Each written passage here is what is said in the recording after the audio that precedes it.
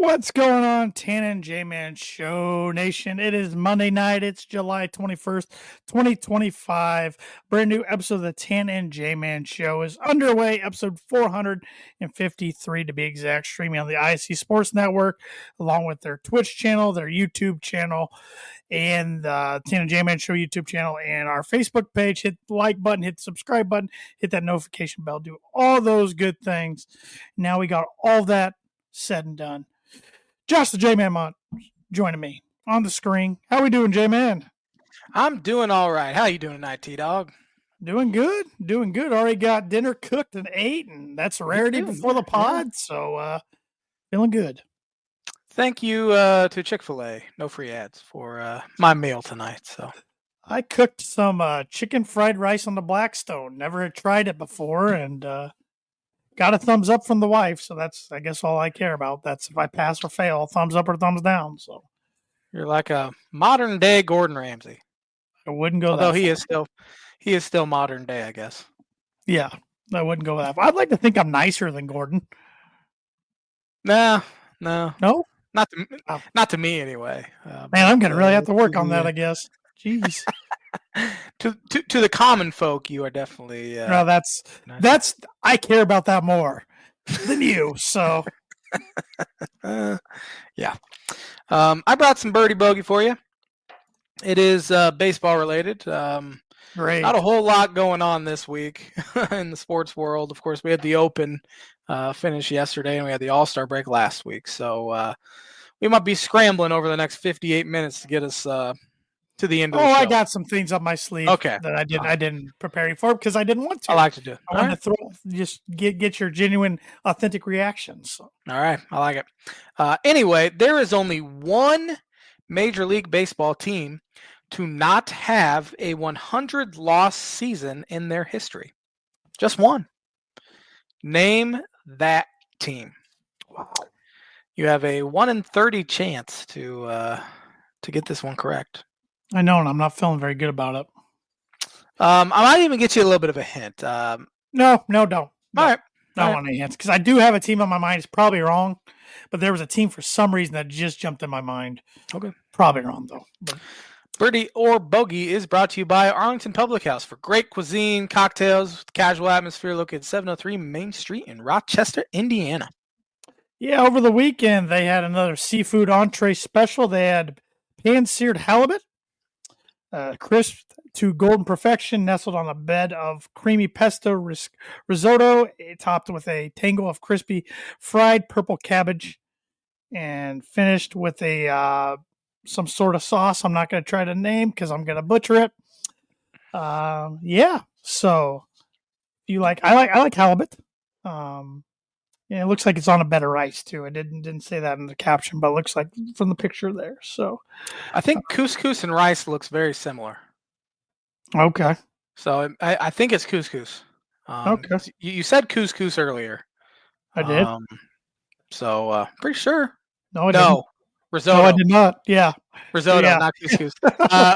Risotto, I'm pretty sure you're right. That's what it is. It's not is rice. a type of, or is a way to do rice. Yeah. I don't know. I don't like rice. That's definitely what it is because I'm a big rice fan, and that's what it is. Risotto. You're right. Yeah, don't know why couscous was on the brain. I was like, I know I butcher a lot of reads and can't pronounce things, but I'm like, I'm pretty sure I didn't say that. Yeah, I know. I have no clue why I thought couscous. But you a pesto fan? No. Oh, I love pesto. Man, I love pesto. Nope. But I've had it numerous times. I mean, I'll eat it. It's not that I despise it. But. You're not like a sauce guy, even though it's really. it's not really a sauce. It is kind of like a little bit of a sauce, but yeah, I'm a big fan. Yeah, good deal. Good deal. So stop into Arlington Public House right there on Main Street in Rochester. You can't go wrong with anything you order to eat or drink. Open Tuesday through Saturday for dinner. So. All right. Well, you kind of hit on it earlier, J-Man. You talked about the Open finishing up yesterday, and wouldn't you know it, Scottie Scheffler does it again. His fourth major in just the last 4 years, actually. first Open championship, and now going into next year, since this is the last major of the year, next year going into the U.S. Open, come June, that's gonna be the headline. Can Scottie get the Grand Slam? Because all of a sudden, he's one away. Hopefully, it won't take him, 11 years like it took Roy to get it done. But it's really, I hate comparing anybody to Tiger Woods, but it's time to start bringing up some comparisons because I don't think golf's seen anything like this since Tiger's consecutive domination. Now, we did see Brooks Koepka go on a run and win 4 majors pretty quickly, but the difference was Brooks wasn't winning a bunch of tournaments outside the majors. Scottie is. Yeah. And I saw, was it like almost to the day, like the exact same amount of days in between Tiger's first major and Tiger's fourth is pretty much the exact same amount. Day, 1,197 days. Yeah, that's pretty crazy. Yep. Yeah, he's dominated this sport for about 2 to 3 years now. Mm-hmm. And he's had an unbelievable year. In fact, I even looked up his winnings just from this year. I mean, it's July, and he's made over $19 million in tournaments this year. And he's a guy that doesn't have a ton of endorsement deals because he's just your average Joe guy, and that's how he likes it. I mean, he was even quoted numerous times this week saying, winning in golf isn't what drives me. It's my faith and my family. Mm-hmm. So that, of course, opened up the media and a lot of speculation of, well, could he retire in his prime at some point? I don't know. But he said, he's practiced since he was 2 or 3 years old to become a professional golfer, and now he's not only playing in tournaments he dreamed of playing, but he's winning them. Yeah. So he doesn't take it for granted. I mean, he said he's very grateful. It's just he's not an arrogant dude. Yeah. He loves going to Chipotle, but he said the Chipotle he grew up going to by SMU's campus, he can't go to because he gets recognized. Yeah. But he said there's another one in town, and he wouldn't say where it was. He said he can go to, and absolutely nobody knows who he is. So, but here I pulled up a few different stats I found. Tiger Woods from 2002 through 2005, which was, Tiger had many good years, but that was kind of his 3-year run stretch of a lot of domination. He played in 79 events, had 18 wins, 4 of those majors, did not have any players' championships. He had 2.8 strokes gained per round. And Scottie, from 2002 through 2025, 81 events played, 20 wins, 4 of those majors, 2 of those players' championships, also 2.8 strokes gained per round. Dang. Yeah. Yeah. It's pretty eye-opening. That's per Data Golf, which only includes 2004 through 2005. It says there for the events and wins. That was for the strokes gained per round. Excuse me. So it doesn't have the strokes gained per round for Tiger for 02, 03. But does 04, 05. A few other stats here. My computer loads. Scottie ended up getting this, but this was posted going into yesterday. Scottie Scheffler is going for his 10th consecutive win when holding the outright 54-hole lead on tour. It's the longest streak since Tiger Woods, who did it 37 consecutive times. So wow. I'm throwing out a few here that, even though we're comparing them, still we can't go eye to eye yet. Players to win multiple majors by 4 shots or more in the same season since the first Masters was held in 1934. Ben Hogan did it in 1953. Tiger Woods in 2000. Scottie Scheffler in 2025. Good company to be in. Yeah. Scottie Scheffler, he's 111 under par in the majors since the beginning of 2020. That's 46 shots better than anyone else in that time. Who's second best, It doesn't say. I would almost venture to be Xander Schauffele. Because I know Xander's has some pretty good stats out there as well. He kind of said yesterday, because a lot of guys were just, giving Scottie their flowers. He said, it's amazing what Scottie's doing. Sucks for us. Yeah. Pretty much because everybody's trying to get on Scottie's level. Rory even said that. He is, I don't know how, 4 years ago, he didn't have a win in his career. And, he was a good player in college, wasn't great. And he just, I don't know how he's got so good and become consistently good. And his one weakness for a while was putting. All of a sudden, that's not a weakness anymore. Yeah. So, players to win 4 majors by 3 strokes or more since the first Masters was held in 1934.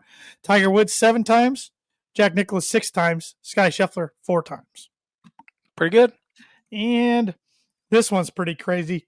This was tweeted July 7th, so it's got a little age to it. But Scottie Scheffler at that time was closing in on 150 career weeks at number 1 in the official world golf rankings. The guy even tweeted, fully acknowledged that it's not the same elevator it was years ago, because the live guys aren't even really calculated in the world rankings. They are, but they just fall. It's really weird. But he said if Scottie was number 1 from now until the beginning of August 2035, so a decade from now, he would still need 10 more weeks to tie Tiger Woods for most all time. Wow. So, I mean, it's interesting. I mean, we haven't seen anybody dominate like this since Tiger, but still, some of those stats still shows you that Tiger's on another level. Yeah. So it does feel like, as you said, with the guys giving him his flowers this week, that there is kind of a similarity to early 2000s. People were just trying to get on Tiger's level. Yep. And now it feels like it's kind of the same with Scottie. Yeah. Because he's dominated so much. Like, when I see his name on the first page of the leaderboard on any day, I'm like, yep, he's gonna win. Yeah. Just because if he pops up there, and it was the same way. Like, going back, I'm like, why didn't I pick Scottie for the Open? Why don't I pick him for everything? I don't know, but I don't know. He's just something else. It's just hard to explain. I mean, he shot 17 under for this tournament. Rounds of 68, 64, 67, 68. Harris English was runner-up at 13 under. Chris Goddard was 12 under. Wyndham Clark, Matt Fitzpatrick, both major winners. And Huntao Lee were all 11 under.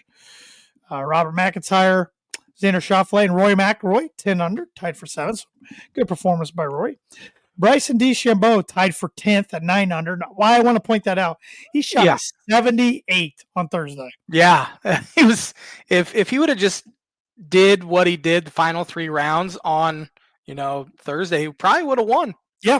And Jason Sobel, who we've had on the Tan and J-Man show years ago, it was after Saturday, I believe it was, or maybe it was after yesterday. He tweeted, somebody learned how to play links golf. Because it didn't look, Bryson, that's why I didn't pick him. I'm like, he struggles in the wind, struggles over there, but he went 78, 65, 68, 64 yesterday. So he brought it. Keegan Bradley, who's the captain for Team USA for the Ryder Cup this year, already said Bryson's going to be on it, which everybody thought he was going to be. Even though he's part of Live Golf, if you didn't take Bryson DeChambeau, you're nuts. Yeah. But he already came out and said, yeah, he's on it. My boy Ricky Fowler, got to give him a shout out. He tied for 14th. So good for Rick. Top 20. Top 15 even. So he shot rounds of 69, 72, 70, and 65 yesterday. He actually was tied for first in birdies for the whole week among the field. He just fortunately threw in a couple doubles here and there. That's what Ricky does. But he should have done enough. He is playing in the 3M this week, but he should have done enough to get himself in the FedEx Cup playoffs, which is big because that means he is got his card for next year. Oh. Because his card runs out this year. Yikes. So as long as he gets in FedEx Cup, he's good for at least another year, which, to be honest, he's popular enough. A lot of tournaments would give him sponsorship exemptions anyways to get him in. But that would be embarrassing for him. I mean, he wants to do it the right way. What would he have done? Would he gone down to the Corn Ferry? I don't think so. Our good buddy Aaron Lynch does. I think he would have just taken sponsorship exemptions and tried to play well in those tournaments, see if he couldn't get a win. Back. Yeah. So all you got to do now is win one tournament. Then you're set for 2 to 3 years usually. But easier said than done with not a talent on the tour anymore. So overall, an enjoyable championship to watch, enjoyable major to watch. I like waking up and turn it on. Heck, I couldn't sleep. I guess it was Friday morning. I was having trouble sleeping. Had to get up early for work anyways. So I ended up turning it on at 3:30 in the morning, just stayed awake and watched it for a couple hours before my alarm would have went off. So because it's on Peacock, then it goes over to USA Network and then NBC. So but next up for golf, like I said, FedEx Cup is coming up, playoffs, then the Ryder Cup. But as far as majors are over. But I did get my bold prediction right. One of my 25 bold predictions for 2025. I said all 4 majors would be won by PGA Tour players. Ah, And they were Rory there you McIlroy, go. Scottie Scheffler, J.J. Spawn, Scottie Scheffler. So there we go. You're probably doing a lot better than I am. I haven't even looked at them. I don't know. I haven't looked at them Oh. lately either. We got some time. I could pull them up real quick just to see how we're doing and see how many we actually know so far. My first one I got right. Rory would win the Masters. Yeah, it only took you about a decade, but Decade, yeah. let me see here. I have the Cubs win the NL Central. They're currently tied for first. University of Illinois football will make the college football playoff. Even though you're hoping they don't. Even though I'm hoping they kind of don't. We will have a repeat World Series winner for the first time since 2000. Dodgers better wake up quick. They've sort of sleptwalked past 3 weeks or so. Shohei Ohtani will not win MVP. Pete Crow Armstrong. Book it. Mets will not make the playoffs. They're currently in a playoff spot. Kasparas Yakachonis is Illinois' highest drafted player since D-Will. That was wrong. He was second highest drafted. I got to mark that one wrong. I haven't even checked these for a while. 10 Big Ten teams make the tourney. Illinois, Michigan State, Michigan. I had IU in there and Nebraska. So got that one wrong. Quarter of the Big Ten gets the Sweet 16. Did they only get one Big Ten team in the Sweet 16? No, Michigan State got Sweet 16, didn't they? Michigan State, Purdue. What about UCLA or Oregon? Michigan? Oh, Michigan did as well, yeah. 3. Maryland did too. There's 4. 4. Okay. I got that one right. There you go. Got Illinois goes to the first Final Four since 05. Way wrong. Alford finally to IU. Way wrong. One prominent college basketball coach steps down. Wrong. You're the first-time winner of the NCAA tournament. Wrong. Wrong. White Sox break their own record. I don't think I'm gonna get that wrong. They're hot right now. Rockies might break it though. Fran McCaffrey is fired. Got that one right. Rodgers decides to return, but is it traded? He didn't get traded, did he? He got released. Half right. Bears win the NFC North. I hope not. Steelers finish under 500 for first time since 03. I hope so. Tua plays all 17. Hope so. Tyreek is traded post June 1. No. Yankees will miss the playoffs. They're trending that way. NFL team go worst first, potentially. I will finally break through and win our fantasy football. That's not happening. I won 2 out of the last 3 regular season winner right here. Congratulations. That shows more skill than it does winning a crapshoot tourney. Okay. Yeah. Longevity. All right. Looking at mine, I said Purdue with 3P as Big Ten champions. They did not. I said they'd be the only team in Indiana to make the tournament. They did. And when I said that at the time, it looked like Indiana was going to make it in January. Said Zach Edey would win NBA Rookie of the Year. He did not. Who did win it?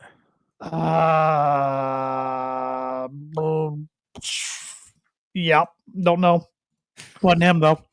I'll go look it up real quick. I said the Oklahoma City Thunder would win the NBA championship. I'm proud of that poll, even though they beat the Pacers. That was in early January. Yeah. I know they had the best record at the time. The PGA Tour and Live will come to a full agreement partnership. I know we still have a few months, but I'm marking that wrong right now. Aaron Rodgers is taking his last snap. He will retire in the offseason. That was wrong. Tyreek Hill would be traded before the start of the season. Wrong. Tennessee Titans will select quarterback Cam Ward, number 1 overall. Got that right. Travis Kelce will retire after the 2025 season. Yet to be determined. We'll see, I guess. On Castle won Rookie of the Year. Denver Broncos will win the AFC West. Don't know. Victor Hovland will win the Masters. Wrong. 2025 will be Deion Sanders' last season at Colorado. Could be. Maybe. I mean, he's had some health issues going on. Yeah. Alabama will fire Kalen DeBoer after the 2025 season. Could see it. Someone from the Big Ten will win the 2025 college football playoffs. So I'm saying it'll be 3 years in a row. Penn State's going to be heavily favored. Yeah. Many. Russell Wilson will be a Las Vegas Raider in 2025. Wrong. He's a Giant. Rory McIlroy will win a major in 2025, just not the Masters. Wrong. The Athletics will make the postseason. Marking that wrong. Mike Trout will stay healthy in 2025. Wrong. Scott McLaughlin will win the Indy 500. Wrong. Jeez. The Joker will win his 4th MVP in the last 5 years. Wrong. Jeez. There's a theme here. Jeremiah Smith will win the Heisman Trophy. Don't Could know have. that yet. Yeah. Purdue football will regain the old Oaken bucket. Not feeling very confident about that one. Players from the PGA Tour will win all 4 majors. Got that right. And the NBA will announce the return of the Seattle Supersonics. Probably not, but still holding out hope. Yep. So, not doing so hot this year. No, we stink at a lot of things, but especially when it comes though, to right? they're bold. They're bold.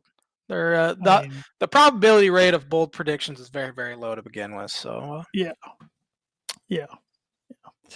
I got some NFL little things to talk about here. I found some stuff on ESPN.com.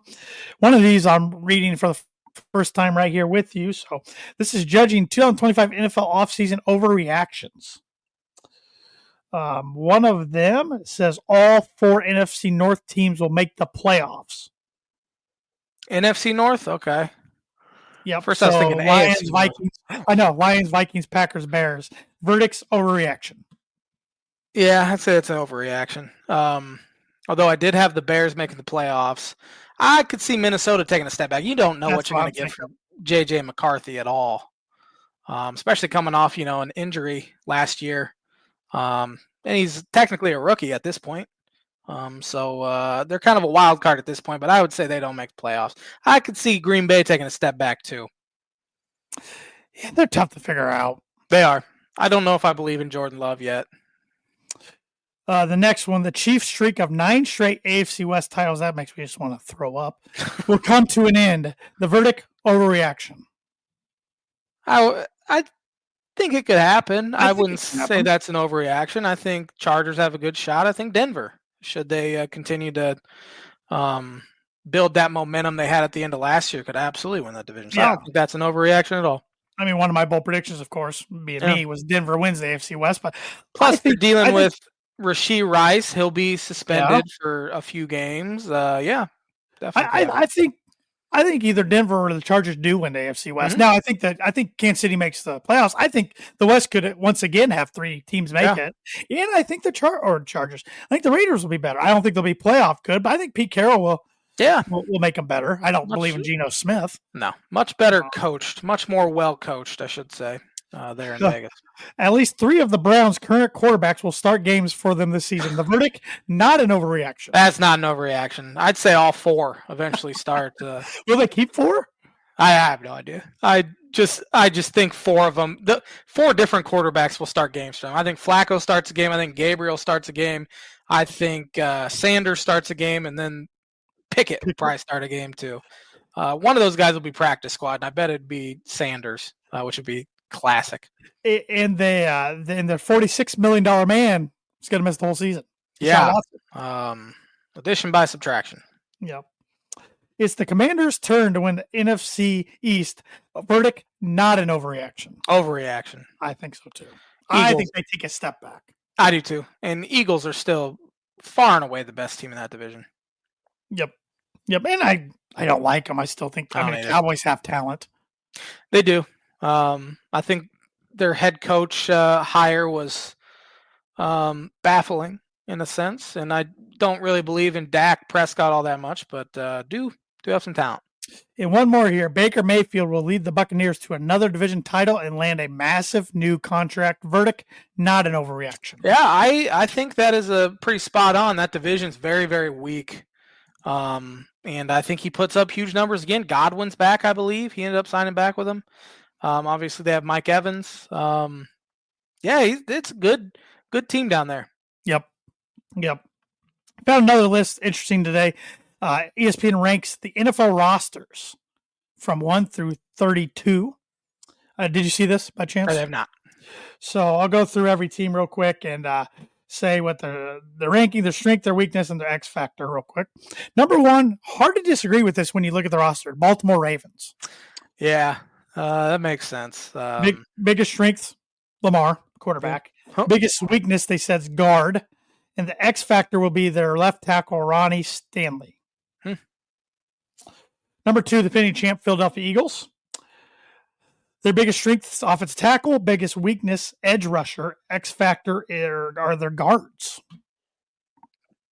Eagles, had so many sacks last year. How could edge rusher be a big question mark? They lose somebody? Let's see. Josh Sweat, free agency. Brandon Graham retired. Bryce Oh, Hall okay. traded, all gone, leaving Oh, Nolan right. Smith Jr. as the only established player on the depth chart. He's good, but Yeah. yeah, I guess that is kind of a question then. Mhm. Detroit Lions, number 3. Biggest strength running back. My dad would like hearing that because when he filled in for a few weeks, he said Jamar Gibbs is his would be his go-to guy in fantasy football. Fantasy, yeah, that's a good call there, Big E. Between him and Montgomery, that's a pretty good duo. Yeah. Biggest weakness, interior offensive line, X Factors offensive coordinator, John Morton. Yeah, new OC there. I think a big X factor is whether you can get Hutchinson back healthy too. True. I think throw that in the mix. Number 4, the Buffalo Bills. Biggest strength, Josh Allen, reigning NFL MVP. Biggest weakness, safety. X factors, wide receiver and tight end. Wide receiver, Keon Coleman, and tight end, Dalton Kincaid. Not Kincaid. Kincaid. I even read it. I was like, that's not right. Kincaid. Yeah. You can't get Tennessee off your brain. Yeah. Zach Edey. Edey with the block. Yeah. Keon Coleman didn't have a great rookie year for him last year, but super talented, and Kincaid's a really good tight end. Yeah. Number 5, Kansas City Chiefs. Biggest strength, quarterback, of course. Biggest weakness, offensive tackle. And they gave Jawan Taylor a 4-year, $80 million deal 2 years ago, but it hasn't worked out. X factor, wide receiver, Rashee Rice, pending disciplinary action from the league. Yep. So seems like offensive line's been a concern for him for a few years now. Yep. Seems like they would have gotten that fixed, especially when you have your prize there in the backfield getting knocked around all game. He does. He gets beat up pretty good. Now, some of it's on him because he runs all over the place back looking there. For that big play. Yep. Yep. Number 6, honest to God, was a surprise to me, the Denver Broncos.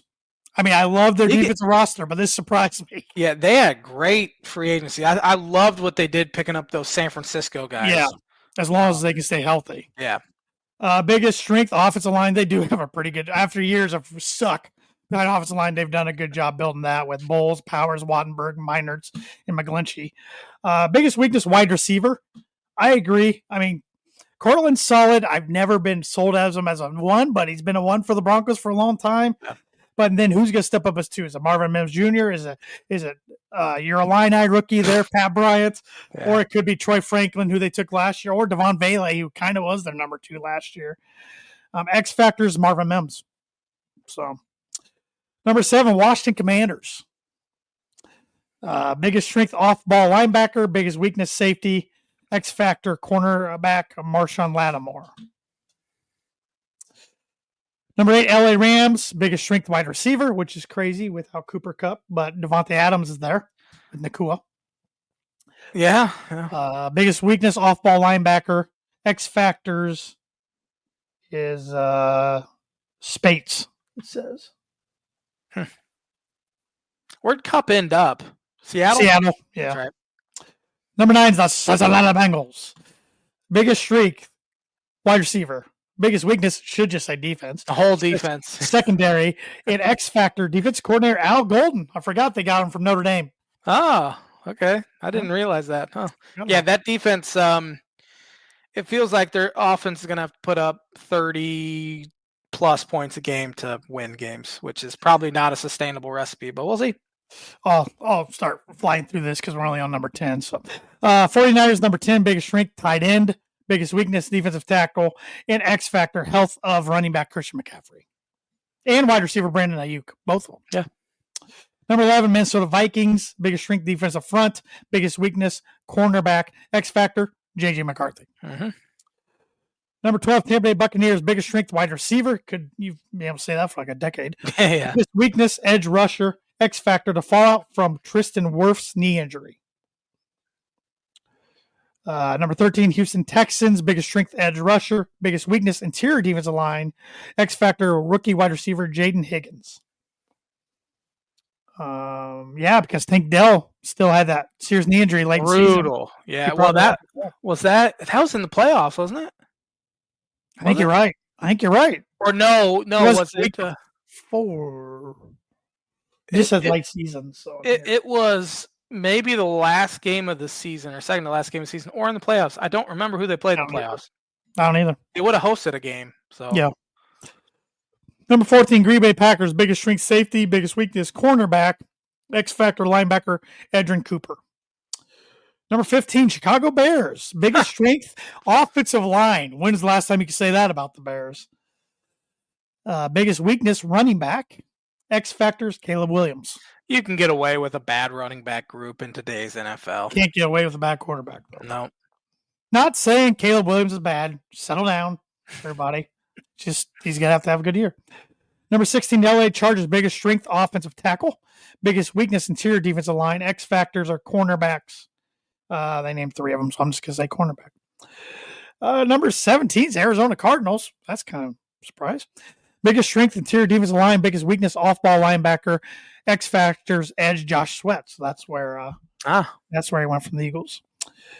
18, Dallas Cowboys. Biggest strength, wide receiver. Biggest weakness, running back. X factor, the right side of the offensive line. Number 19, Pittsburgh Steelers. Biggest strength, edge rusher, TJ Watt. Biggest weakness, offensive tackle. X factor, the secondary. Number 20, Seattle Seahawks. Biggest strength, interior defensive line. Biggest weakness, offensive line. X factor is wide receiver Cooper Kupp. Because Smith and Jigba can't do it all for Sam Darnold. So, 21, New England Patriots. Biggest strength, secondary. Biggest weakness, wide receiver. X factor, tackles.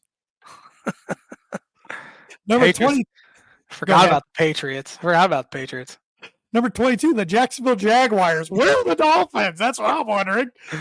Biggest strength, edge rusher. Biggest weakness, offensive line. X factor, rookie wide receiver / cornerback, Travis Hunter. Oh. Number 23, Las Vegas Raiders. Dang. Biggest strength, defensive line. Biggest weakness, secondary. X factors, center, Jackson Powers Johnson.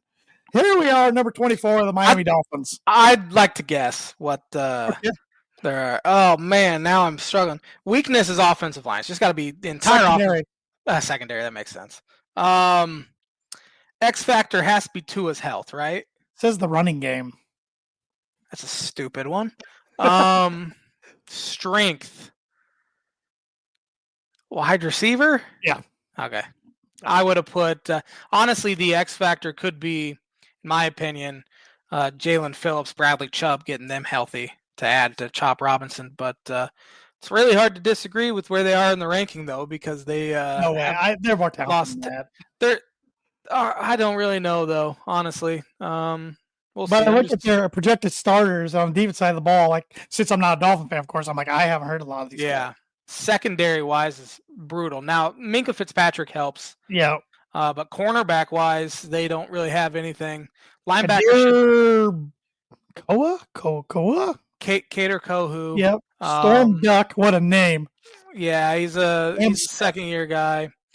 Cam Smith was a second-round pick a few years ago, and he's been a bust. They're still talking to, like, Rasul Douglas. Linebacker, they'd have, like, Jordan Brooks, who had a fantastic year last year. I think Tyrell Dodson's still there. You got it. And then, like, Chop, Jalen Phillips, Bradley Chubb would be edge. And then Zach Sealer might be the most underrated defensive player in the game. He'll be in the interior. Yep. And Kenneth Grant as well. They said first-round pick, from this year. From Maryville, Indiana.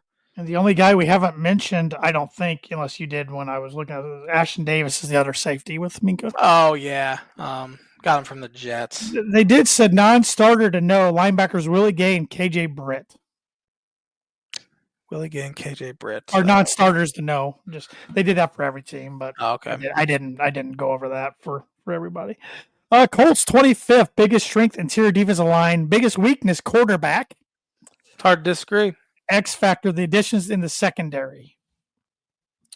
Chavarius Ward at corner, and safety Cameron Bynum. 26th, Atlanta Falcons, biggest strength, running back Bijan Robinson. Biggest weakness, cornerback, X factor, Michael Penix Jr. Yeah. Number 27, Giants, biggest strength, defensive front. Biggest weakness, offensive line, X factor, safety Tyler Nubin. 28, Tennessee Titans, biggest strength, interior defensive line. Biggest weakness, the rest of the front seven. And X factor to the offensive line. 29, the Jets. Biggest strength, cornerback. Biggest weakness, quarterback. X factor, tackles. 30, the Panthers. Biggest strength, wide receiver. Biggest weakness, safety. X factor for 2025, edge rusher. Nick Scorton. Oh, of course he is. God dang it. 31, Cleveland Browns. Biggest strength, edge rusher. Biggest weakness, quarterback. X factor, the entire rookie class. And 32, last, the New Orleans Saints. Yeah, Biggest they strength, stink. edge rusher. Biggest weakness, quarterback. X factor, tackles. Who's their head coach? Kellen Moore. Oh, that's right. Yeah. Couldn't remember. Yep. So, I thought that was interesting because training camps start the end of this week. A lot of people's report. So, we're I think getting the Hall of Fame game is it's not Sunday. I think it's the week after, maybe. I think you're Maybe right. It is Sunday. Bad Bunny on Facebook. Miami X Factor Tyreek's pending paternity suits. Yeah, he's got a lot of them out there. So we'll see how all those turn out. Yep. It's a week from Thursday is the Hall of Fame game, July 31st. I got one more list. Football, and then we'll move on to some baseball talk in our weekly segments. This is the USA Today came out a report ranking all Big Ten stadiums. Huh? Which I thought was interesting. What do you think they ranked number one? Big House. Big House number 4. Which I've heard from people. I've never been there. I've only been to Purdue, Indiana, and Illinois. You've been to Wisconsin, right? Mm-hmm. I've been to Purdue, Illinois, Wisconsin. Okay. I've heard from people at Michigan, like, it's cool because of how big it is. Yeah. But in terms of loudness, they said it surprisingly doesn't get as loud as you think. Yeah, it's probably the way it's set up because it's like it's in the ground and then it goes, I'm sure on the field it's stupid loud. But... Yeah. Autzen. That's number 3. Okay. Penn State. Number 2. I thought that'd be number 1. Ohio Stadium. Yep, the Horseshoe. I thought they'd be number 1, but they are. I mean, since 2016, they're 55-3 at home. Ohio State. So Kinnick has to be up there. It's really nice. I've never been there, but it looks number nice. 6. 6, okay. Which I remember a lot of Purdue players said that was the toughest place, even though they got a win there in 2012. They said that was the toughest place to play because they're literally the fans are right on top of the pitch. Yeah. Number 5 is Washington Husky Stadium. Could see that. Number 7 is Camp Randall. Number 8's Memorial Stadium, Nebraska. I have seen Nebraska's Big Ten has 4 Memorial Stadiums now. Number 8's Nebraska. Number 9's LA Memorial Coliseum, I guess. The Coliseum, not stadium. Says USC. Number 10, Spartan Stadium. That kind of surprised me. I know my dad's been there. He says nothing great, but when you have Rose Bowl not up there. Well, you got to think about it. The Rose Bowl is great for the Rose Bowl, but for UCLA games, it's terrible. That's a good point. Coliseum's not that good, though. No, I mean, it's number 9. At one time, it was a top-tier stadium. So when USC, back when Reggie Bush, Matt Leinart, and those guys were there, it was. But a long time. For a while, though. Number 10, Spartan Stadium. Number 11 is Huntington Bank Stadium, which is Minnesota. It's also the newest stadium until Northwestern gets completed next year. Number 12 is Memorial Stadium, Illinois. Number 13 is Ross-Age Stadium.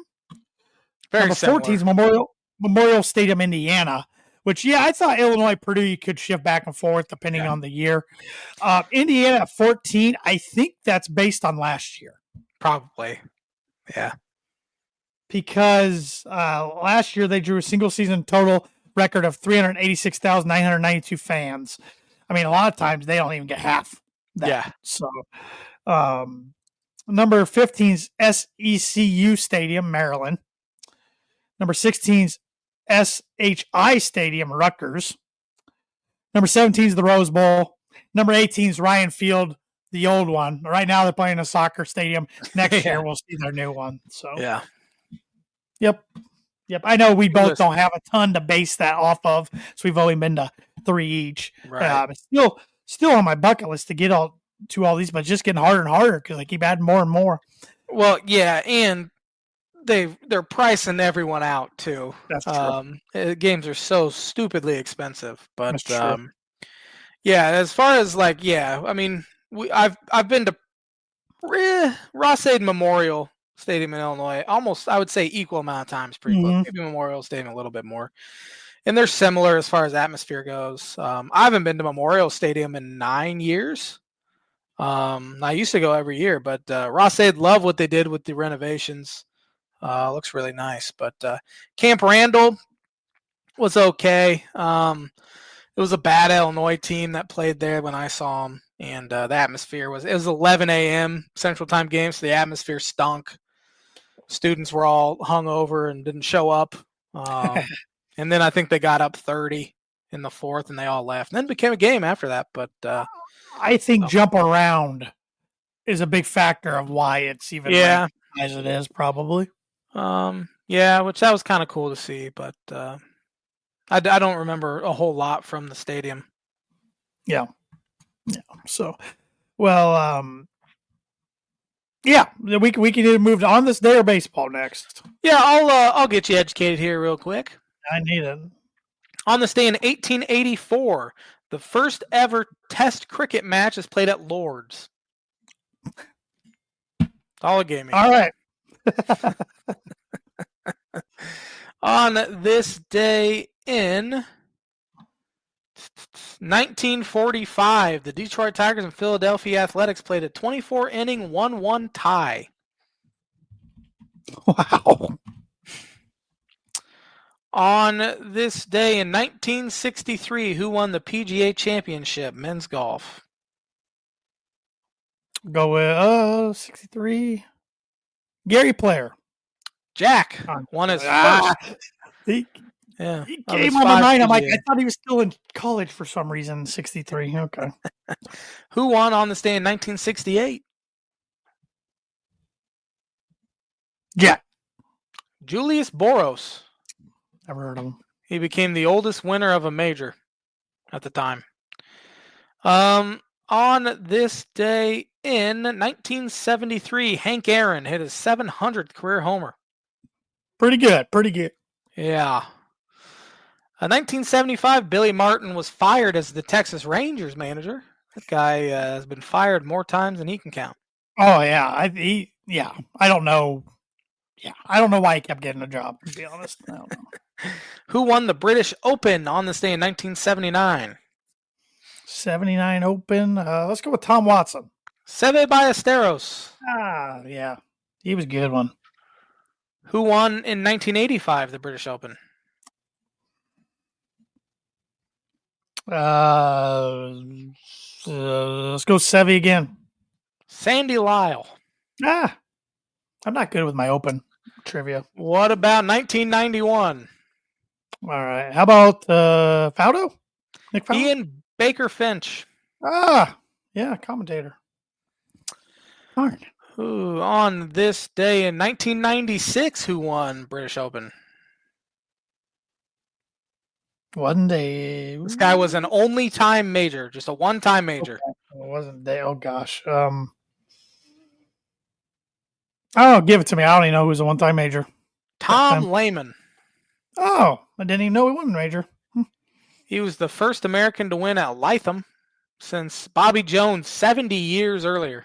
Wow. On this day in 2002, who won the British Open? All right. Now, okay. 2002. Ernie Els. Ernie Els is correct. He won 2 of them. Yep. On this day in 2013, who won the British? Oh, that was Phil. I remember that one well. That was Phil. Didn't think he'd ever get the Open done. So. What about 2019? Crud. Who was 2019? Was that Francesco Molinari? It was Shane Lowry. I believe. That's you idiot, Tanner. Yeah. That's the course they played at. He dominated it. I was going to say it. I think we talked about this last week. Yeah, we did. Molinari's 2018. Idiot. Who won last year's? Idiot. Oh my gosh. Who won the Open last year? Is that Xander? It was Xander. You got there. I knew he won 2 majors last year, but I'm starting to sweat. I'm like, which was it? Yeah. Oh my gosh. Ooh, I used to be That'll really do good it. at that. But Yep, that'll and do that's it. the Understay segment, which is brought to you by, like, is every Mooney Wood Laser Crafts. Mooney Wood Laser Crafts is a veteran-owned and operated woodcraft shop based out of Texas with Indiana grassroots. They provide 100% hand-cut custom designs that fit your needs, and their pieces are a great addition to any home, office, or man cave. You can see some of their recently completed projects by visiting them at Mooney Wood Laser Crafts on Instagram and on Facebook. And if you let them know the Tan and J-Man Show sent you, you get 15% off your first signed order. And Thad was back in his stomping grounds of Rochester, Indiana. Dropped off. He was nice enough to drop these off at my parents' house. Now I just got to get some blank hats to put them on. Got a nice little Tan and J-Man Show patch. That's pretty cool. That he lasered there. It's got a sticky on the back. Got a Mooney Wood Laser Crafts patch. We got a Boiler Breakdown patch. Mooney Wood Laser Craft sticker with a nice little QR code for the Instagram channel. Another Tan and J-Man Show patch. And this one's really cool. A custom Larry Clisby bullseye patch. That's cool. Late, great Purdue basketball. Bullseye. Thank you, Thad. I will be putting these to good use. I just got to go buy some blank hats, and you'll start seeing them popping up on this show. Go in rotation with this one. So, you want blind rankings real quick before you get into baseball, since I'm a procrastinator and came up with the list on the fly here. Got a list of All-Star Game MVPs. All right. And I want you to rank them however you want. I don't care how you like the guys, career, etc. But I'm pulling them from, we're going to go from 05 on. Okay. Starting with 2009, Carl Crawford. CC, fast guy. I'm gonna base this on the player they were, the career. He made a ton of money. His son is one of the top prospects in the Phillies organization. Yes, his son, Justin. He had a great career with the Rays, had some good years with the Red Sox, and then went to LA and didn't do a whole lot. I'll put him at 4. 4? Okay. Mm-hmm. He had a good career, though. 2017, Robinson Cano. Great career. It'll forever be tarnished due to the steroid suspension. But again, just basing it off the career, I'm gonna put him at 2. I think he would have been a Hall of Famer if it were not for the steroids. 2021, Vlad Guerrero Jr. Hasn't been around that long. He's had 2 really, really good years. I'm gonna put him 5. 2022, Giancarlo Stanton. I'm going to put him 3. Injuries have kind of derailed a career that I think if he would have stayed fully healthy, we'd be talking about him as a 600 or 700 homer kind of guy. But he's not that same guy. Unfortunately, too, because he may be the most raw power we've ever seen.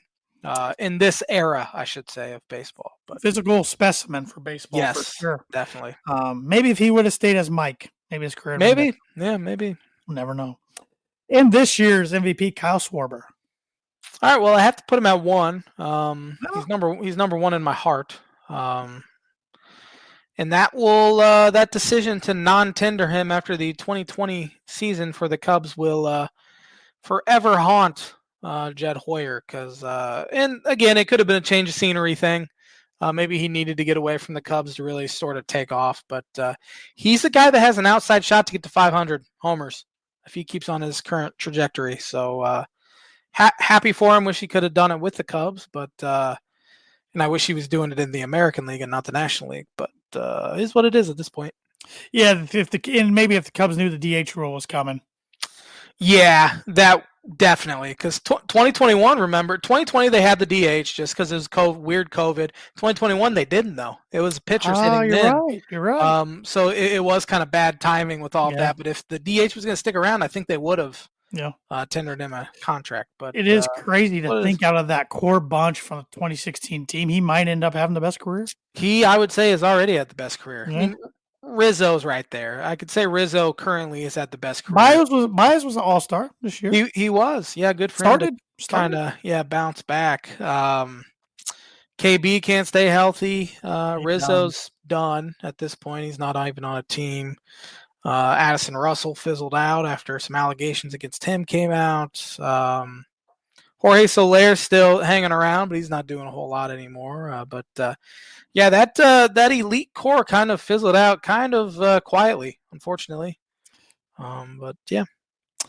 And that's the blind ranking segment, which is brought to you by, like it is every week, Performer Print 2 Promo Group. If you're looking for a trustworthy, dependable resource for your next trade show, company picnic, or sales meeting in 2025, Performa Print 2 Promo Group has over 50 years combined experience in promotional products and commercial print.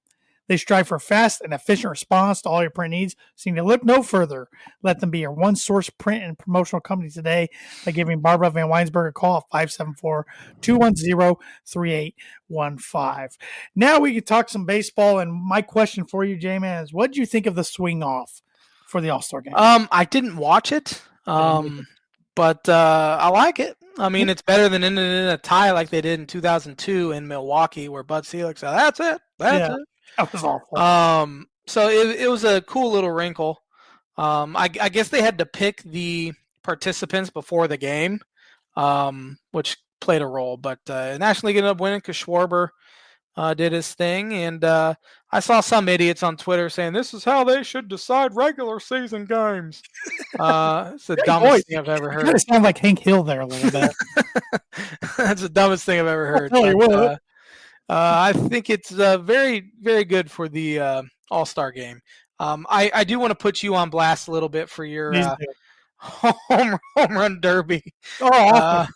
Awful. I didn't put any money on him. I want to go on the record. I did not put any money on him. Jazz Chisholm, did he hit 3? He hit 3. Ground balls like me. I think I said on the show last week, I can't imagine a scenario where he finishes anywhere but last. Yep. And I was just kind of joking at the time, but it was a poor performance. But the big dumper ended up winning it. My guy didn't even make it to the finals, so not that much better. But yeah, baseball, 10 days till the trade deadline. So I think stuff will start really heating up this week. In fact, this will be the J-Man's Book and Prediction of the Week. I think the Cubs make a significant trade within the next 7 days. I don't know who it's going to be, but I feel it in my bones. They need it. They need it because the Brewers, man, they have erased a 6.5 game deficit because they have gone 35-12 over their last 47 games. It's not even like the Cubs been playing pretty good baseball here the past month or so. So I can't really complain about the Cubs at all. But the Brewers they have this devil magic like the Cardinals used to. They're picking up guys off the scrap heap from the White Sox. The White Sox sent Andrew Vaughn down to the minors earlier this year. The White Sox, Brewers end up trading for him just as a change of scenery guy. He's hitting 390 for him. The Dodgers just decided to play dead when they played the Brewers and go 0-6 against them over the past 2 weeks. So now we have a very tight race. Both teams tied for the best record in baseball, I believe, unless the Tigers won last night. Tigers have a half-game lead on best record in baseball over the Cubs and Brewers. But the Cubs can't worry about anyone else. Just worry about continue to play your game, and it'll be all right because I don't think what the Brewers are doing are sustainable, hopefully. And I've been saying that about the Cardinals, too, and finally they've started to wake up a little bit, and I think they'll end up being sellers at the deadline. But, yeah, Cubs have played some good baseball. They've won 4 of their last 5, getting some really good pitching help. Matt Boyd has been fantastic. Shota Imanaga his past 2 starts. It's around 14 innings, only giving up 1 run over those 14 innings. Getting great offensive performances. Pete Crow Armstrong continues to do his thing. Seiya Suzuki, Michael Busch, Kyle Tucker, Dansby Swanson. Desperately need a third baseman, though. Matt Shaw has not been good over there. And I think that'll be something that they really look at when it comes to the trade deadline. Eugenio Suarez, I've been on that train for about 4 weeks now. Unfortunate timing that they swept the Cardinals, although it's great that the Cardinals got swept. But the Diamondbacks are the ones that swept them over the weekend, so they're kind of staying in it for another day. And I think this will push them to about the deadline before the Diamondbacks decide to trade some of their guys away, because I think Eugenio Suarez should be number 1 candidate, or they're number 1 on their wish list. They they better make a trade for 2 starting pitchers, a reliever, a third baseman. They need some bench help as well. So yeah, I think they do make a deal over the weekend. And J-Man's Book It brought to you by Travis Watchering Insurance Agency for life, home, auto, business, renters, workers' comp, and farm insurance. Contact Travis 219-869-4561. Book it. Do you have anything else, any other kind of predictions you want to forecast for the second half? Whether it's trade, whether it's a team falls, a team rises, some stuff just to look out for, I guess. Man, that's such a hard question. Watch out for the Cincinnati Reds. I've been saying this for a while now that I Who think are you? I know. I've been saying it really since the end of May that I still think they're the team that scares me most in the National League Central, although that's kind of stupid looking at the standings now with the Brewers tied with the Cubs and the Reds 7.5 out. But uber talented. I think they'll make a trade for a bat or two. They should. The pitching's good enough. I think they are a team that can get hot in the second half and win some ball games. Dodgers will be fine. They've played like garbage here the past couple weeks, and they're still 16 games over. I think they kind of get bored in the regular season. And that might be a good thing for them, honestly. Might be, yeah. Kind of wake them up a little bit. It's kind of like Brooks Koepka in the middle rounds of a major, and then he turns it on the final 4 or 5 holes. Didn't He's this even year. said that, hasn't he? Didn't this year, but he's fighting through some injuries, I think. Yeah. Padres are hanging around, though. I think they're a good team. Giants have really started to fall back and not play some good baseball, but I think they're good enough to make a run for a wild card spot. Seattle's another team that's kind of hanging around 53-46. I think they are very capable of winning that American League West. How many homers is Cal going to end up with? 54. I think he hit 16 in the second half. So he passes. He passes the record for most single season home run catcher. I would say he does. Yeah. Tigers have an 11-game lead in the Central. No one else is over 500 except them. Blue Jays still playing very good baseball. They're just behind the Tigers for best record in baseball. 3 games up on the Yankees. Boston, I think they kind of fall back a little bit. They're 5 games out. Rays are 6.5 out. Braves are done. I'm putting a fork in them. 12 games under 500, 12.5 out of the East. Phillies and Mets are kind of button heads right now. Half game separates them in that league. So really good races all around baseball except the NL and the AL Central, should say. Everything's decided or is within 4 games. So I think we'll see some major trades happen within the next week and definitely come next Thursday. How many wins do the White Sox end up with? How many wins do the Rockies end up with? I'm going to say the White Sox end up 60-102. And I say the Rockies end up 40-122. I think they break the record for most. But you look at it, man, the Rockies have to win to avoid breaking that record. They have to win 18 games in the second half. They have no. They won 24 in the first half, and there's more games in the first half than there in the second half. It's going to get to a point they're going to do what everybody else out of the race does because they haven't already. They're going to call up their dudes from farm. Yeah. Well, actually, they might get better if they do. I was about to say that might to give them a little jolt of energy, but looking forward for baseball to really heat up in the second half. This is when it gets fun, especially heading into the trade deadline. We'll see some pretty big moves here. So hit me with that birdie or bogey one more time, please. There is only one active team in Major League Baseball to not have a 100-loss season in their history. This team popped in my head. I've been trying to think throughout the podcast of anybody else, so I'm sticking with this team, Atlanta Braves. That's a very good guess, but you are incorrect.